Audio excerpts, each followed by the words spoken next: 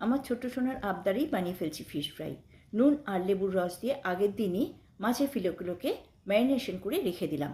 এদিকে পাউরুটি সেঁকে নিয়ে গুঁড়ো করে নিয়েছি। এটাকে ভালো করে ড্রাই রোস্ট করে নিচ্ছি। আমি বিস্কুটের গুঁড়ো ব্যবহার করি না। দেখো একদম মচমচে হয়ে গেছে। এবার নামিয়ে ফেলছি। এদিকে আদা, রসুন আর একটা কাঁচা লঙ্কা পেস্ট করে নিয়ে পরের দিন আমি মাছের ফিলেগুলোতে মাখিয়ে রাখলাম। বানানোর 2 ঘন্টা আগেই আমি এটা মাখিয়ে রেখেছি। পুরোটাই কাজে লাগিয়ে নিলাম।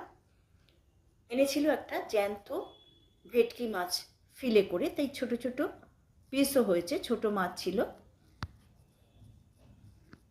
এবারে 2 চামচ কর্নফ্লাওয়ার, 2 চামচ ময়দা আর একটা ডিম, সামান্য নুন দিয়ে ব্যাটার তৈরি করে ফেললাম।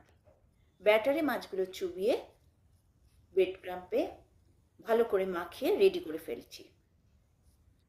ছোট একটা কড়ার মধ্যে একটা একটা করেই আমি ভাজছি। একদম লো আঁচে ভেজে নিলাম।